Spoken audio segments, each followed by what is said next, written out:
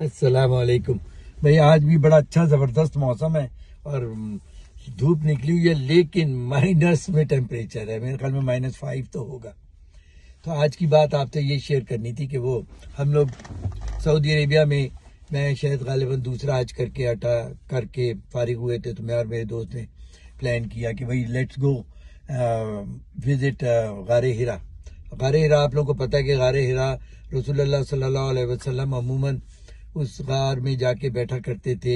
وہی آنے سے پہلے کی بات ہے، اور وہاں عبادت کرتے تھے. اور تو وہ غار ہرا کئی لوگ جاتے تھے. تو میں نے اور میرے دوست نے پلان کیا کہ ہم وی شوڈ گو دیئر، اور وہاں پہ ہم بھی 2 نفل جا کے اللہ تعالیٰ کے حضور میں پڑھیں. تو میں اور میرے دوست نے پلان کیا اور وی وینٹ ٹو مکہ. اور مکہ سے غالباً if I am not wrong exactly, آپ چیک کر لیجئے گا، گوگل بتا دے گا، میرے خیال میں 10-12 کلومیٹر دور تو ہے مکہ، یعنی حرم سے غار ہرا. تو ہم نے وہاں پہ پہاڑی تھی. اس زمانے میں کوئی راستے نہیں تھے، بس پہاڑی پہ کچا راستہ لوگوں نے ایسے بنایا ہوا تھا. زیادہ تر انڈین، پاکستانی، بنگلہ دیشی جاتے تھے اس زمانے میں.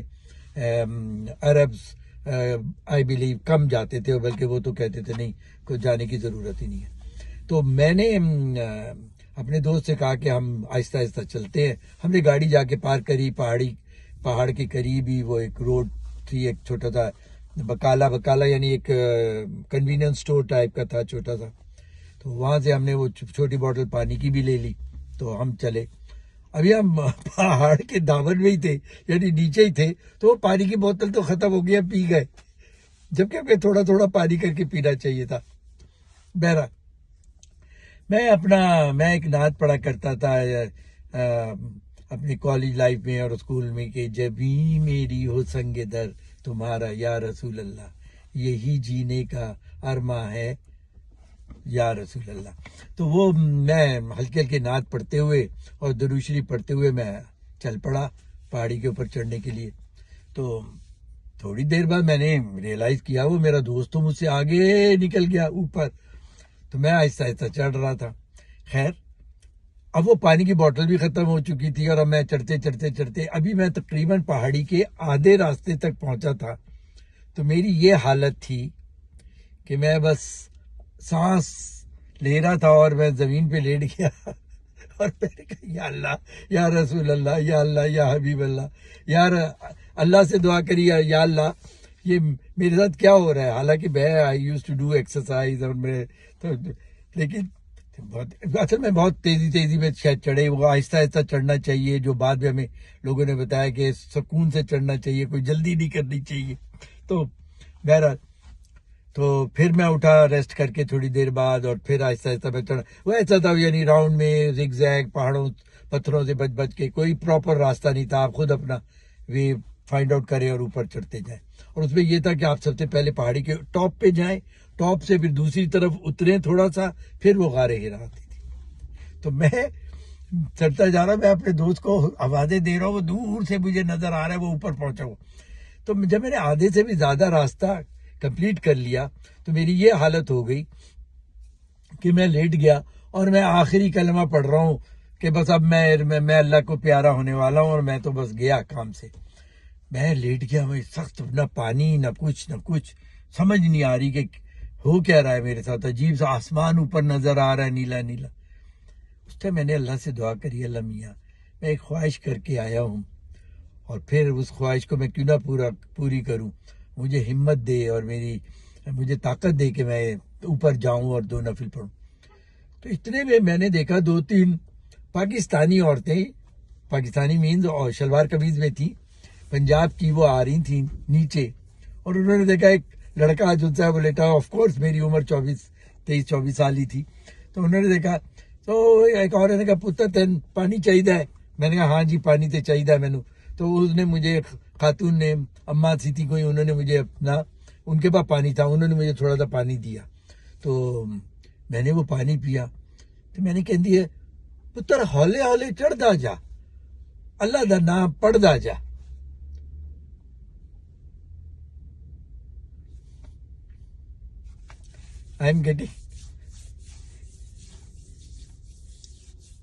I'm sorry. I'm getting emotional. اس خاتون کی بات میرے دل میں اتر گئی اور میں نے اللہ اکبر کہہ کے میں اٹھا اور آہستہ آہستہ چڑھتا گیا.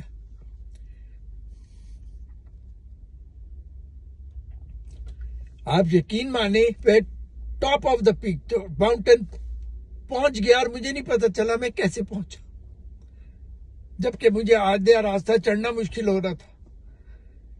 میں نے اللہ اکبر کہنا شروع کیا اور اللہ اکبر کر کے درود شریف پڑھتے ہوئے میں چڑھتا گیا اور میں ٹاپ پہ چڑھ گیا.